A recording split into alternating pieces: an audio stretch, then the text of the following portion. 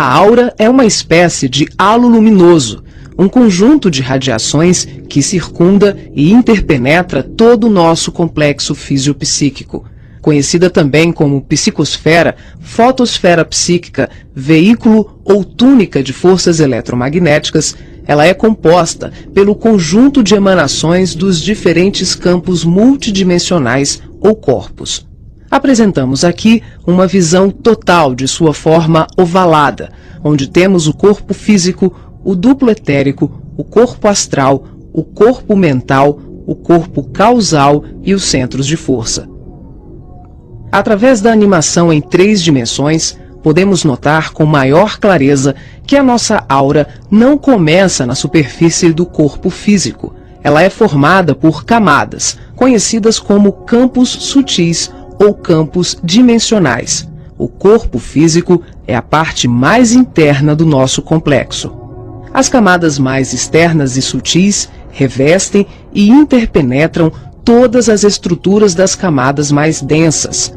O corpo mental envolve o corpo astral, o duplo etérico e o corpo físico. Na cor amarela, vemos a aura mental, de cor rosa, a aura astral, e na cor azul, o duplo etéreo.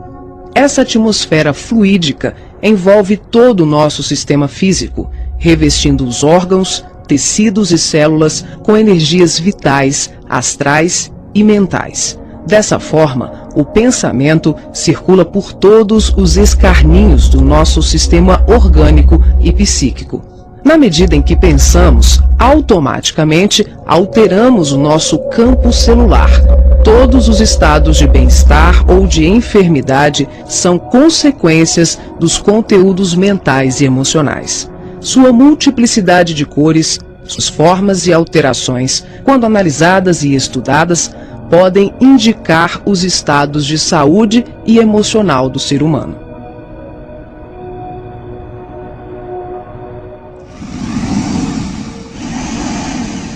A palavra chakra vem do sânscrito e significa roda de luz, também conhecido como centros vitais, fulcros energéticos ou centros de força. Geralmente são visualizados por videntes e clarividentes como campos em forma de redemoinhos, com a aparência de uma flor, com pétalas irradiantes e coloridas. O nosso corpo é regido por esses centros, que vibram em sintonia uns com os outros ao influxo do poder diretriz da mente, estabelecendo um veículo eletromagnético no qual o pensamento vibra em circuito fechado antes de exteriorizar-se. Cada célula do nosso corpo pode ser considerada um motor elétrico ou diminuto centro vital. O complexo humano é formado por centenas de chakras, que são classificados como mínimos, menores, maiores, secundários, principais e primordiais. Esses centros de força desempenham diversas funções, dentre elas a de reger as atividades fisiológicas dos órgãos a eles relacionados. Levando em conta as várias escolas que estudam o tema, definimos como primordiais 10 centros: o coronário, o cerebral ou frontal, o ágina, o laríngeo ou da garganta, o cardíaco, o gástrico ou solar, o esplênico, o umbilical, o genésico ou sexual e o fundamental. Na animação vemos a parte anterior e posterior de cada chakra, que juntas formam um só órgão. Esses centros de força giram em alternância, repetindo o sistema de respiração num movimento permanente de emissão e absorção de energia. O giro é sincronizado e complementar entre o chakra anterior e o posterior. Os chakras são formados por microtúbulos, que são estruturas ocas, compostas por inúmeros blocos de moléculas idênticas. Esse elemento base, aqui aumentado milhares de vezes, junta-se a outros microtúbulos, formando uma complexa rede capilar. São microtúbulos menores que se inserem em microtúbulos maiores, num processo sucessivo. São justamente esses microtúbulos de diversos tamanhos que dão ao chakra a aparência de pétalas. Aqui vemos um exemplo dos microtúbulos maiores. E aqui, microtúbulos menores preenchendo os microtúbulos maiores.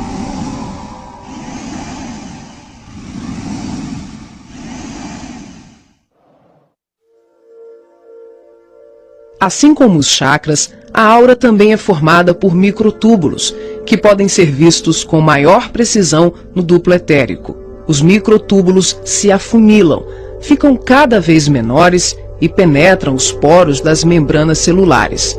Como os citoplasmas das células é constituído em grande parte por água, que é uma das substâncias mais suscetíveis à magnetização, podemos concluir que o nosso bem-estar ou os nossos males físicos são frutos da nossa forma de ser e pensar.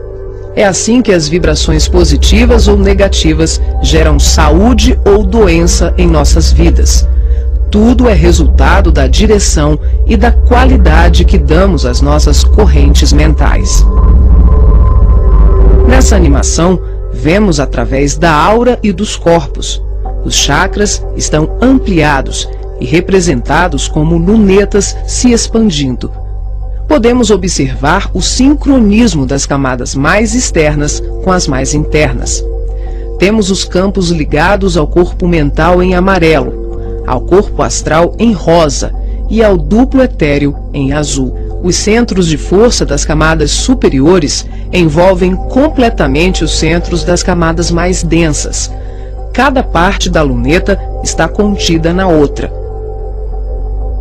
Os microtúbulos maiores são preenchidos pelos menores.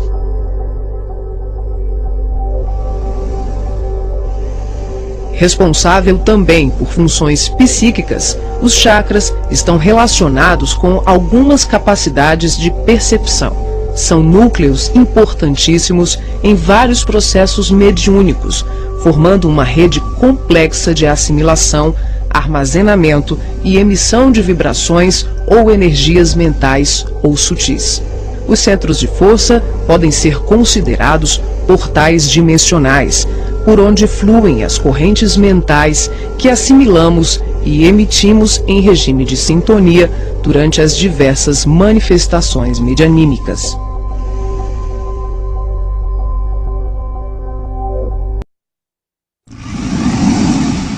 Vemos agora os chakras relacionados aos seus respectivos órgãos.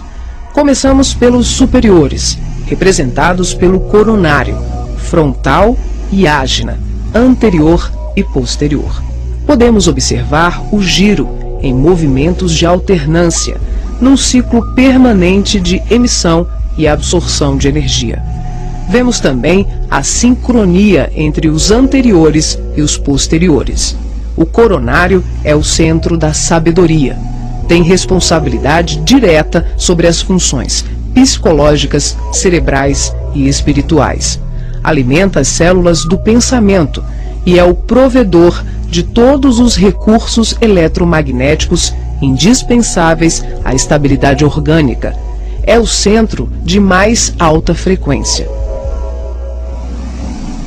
Na animação, o chakra ágina, responsável pelas percepções visuais, vidência e clarevidência, aparece na sua parte posterior da mesma maneira que o frontal.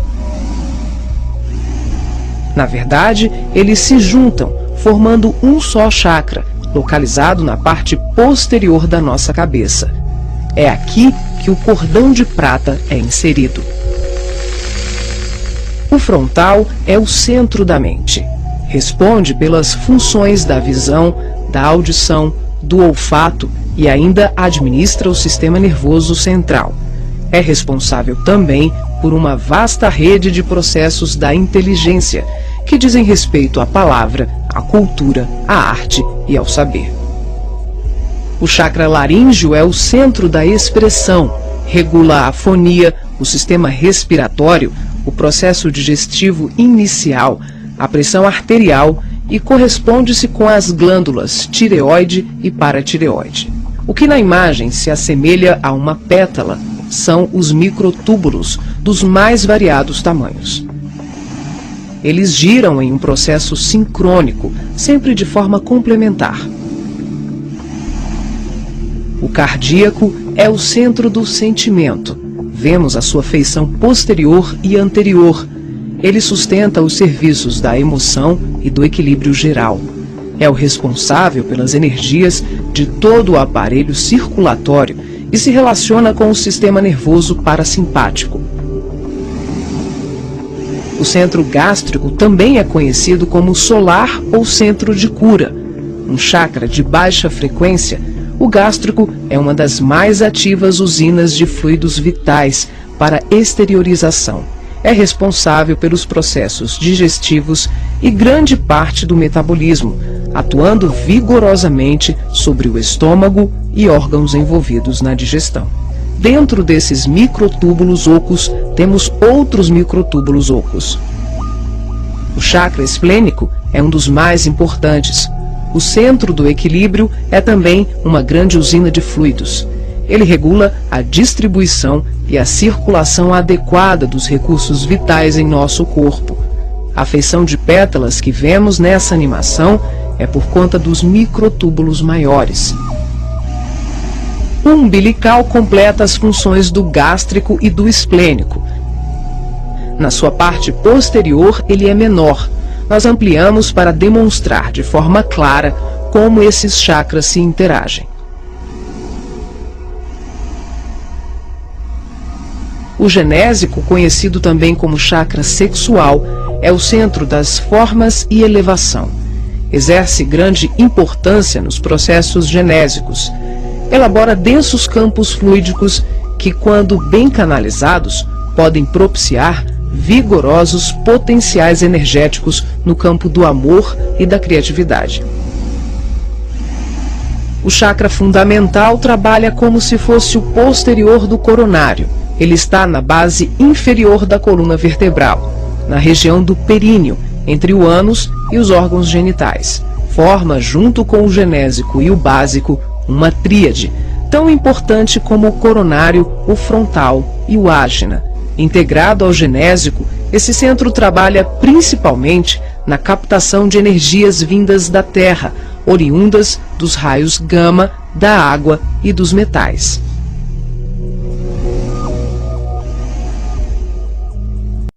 Nessa animação, representamos o processo de desdobramento dos diferentes corpos. Vemos aqui a projeção ou saída dos corpos sutis do homem. O corpo físico permanece. O duplo etérico, o corpo astral e o corpo mental se exteriorizam.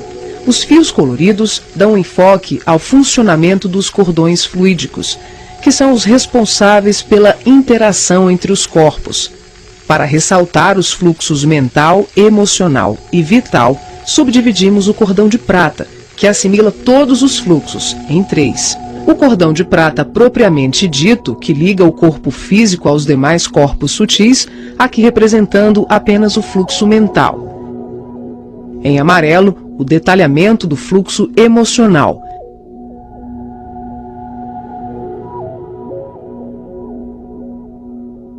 E na cor rosa, o fluxo vital. Esses cordões são semelhantes ao cordão umbilical, porém, a densidade deles é muito mais sutil.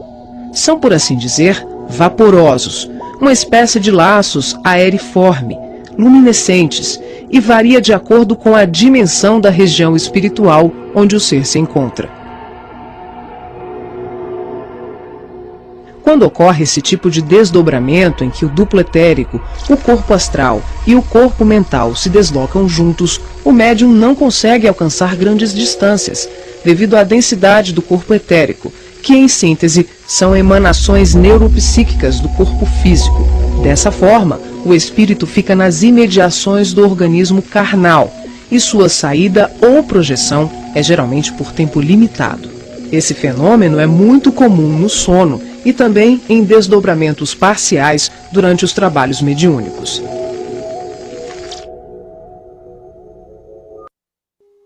Nesse exemplo de desdobramento, a projeção se inicia com a exteriorização dos 3 corpos sutis, o duplo etérico, o corpo astral e o corpo mental. Em seguida, O passivo devolve ao corpo físico os eflúvios vitais, conhecidos em seu conjunto como duplo etérico, que tem como uma de suas funções assegurar o equilíbrio entre a alma e o corpo de carne, garantindo o calor indispensável à colmeia celular. Desembaraçado dos veículos mais densos, corpo físico e duplo etérico, o médium se desloca com o corpo astral, envolvido pelo corpo mental e pelos outros corpos mais sutis, aqui não representados. Ao devolver as energias neuropsíquicas, o médium projetado fica, por assim dizer, mais leve e ágil, o que lhe permite uma melhor condição de trabalho e observação, além de lhe possibilitar o deslocamento para regiões diversas. Ele pode viajar para qualquer lugar do espaço, incluindo o plano físico e o extrafísico.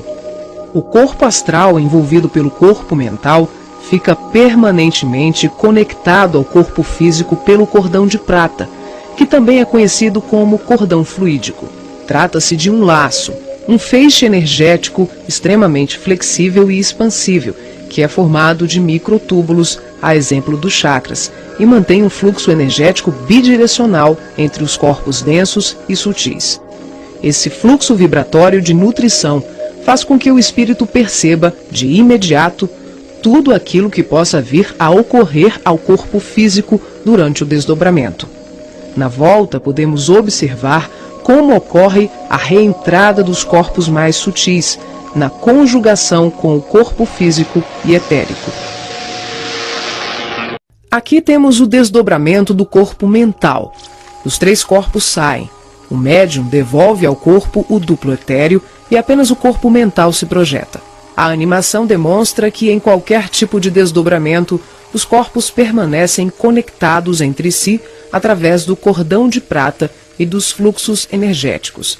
Em relação ao corpo mental, ocorre muito mais um fluxo mento-emotivo que propriamente um cordão densificado, como mostra o vídeo. Esse tipo de projeção permite ao médium se deslocar para qualquer lugar do universo com uma percepção muito maior, visitando regiões astrais e mundos superiores que estão bem além das colônias de transição, geralmente descritas na literatura espírita. O corpo mental é o envoltório sutil da mente. Tem a forma ovalada ou ovoide, que define o formato da totalidade da nossa aura. O mental também é o responsável pela formação do corpo perispiritual ou corpo astral. É o corpo que permanece quando perdemos os demais corpos, por avanço evolutivo, por desequilíbrio profundo, como na ovoidização ou em operações atinentes a certos renascimentos na crosta terrena. É por essa razão que os espíritos que perderam os corpos mais densos, corpo físico, duplo etérico e corpo astral, por monodeísmo, permanecendo envolvidos apenas pela túnica mental, são chamados de ovoides ou esféricos. Essa animação exemplifica como se dá a interação por expansão da consciência, sem que haja nenhuma dissociação dos corpos densos e sutis. As percepções dos mundos astral e mental, além das comunicações mediúnicas especiais, como a recepção de correntes de pensamentos, podem ser realizadas sem que haja o desdobramento de nenhum dos nossos corpos. Esse fenômeno se manifesta pela expansão simples e ampla da consciência. É um processo interior de qualificação e sutilização do medianeiro, um acesse. O ser vê, ouve, percebe e interage com outros seres e diversos mundos, sem que ocorra uma saída, uma viagem, um deslocamento. O espírito pode estar em vários locais ao mesmo tempo e perceber, tomar conhecimento de tudo o que o cerca e tudo o que o envolve a grandes distâncias. É o todo em cada parte, é cada ponto contendo o todo.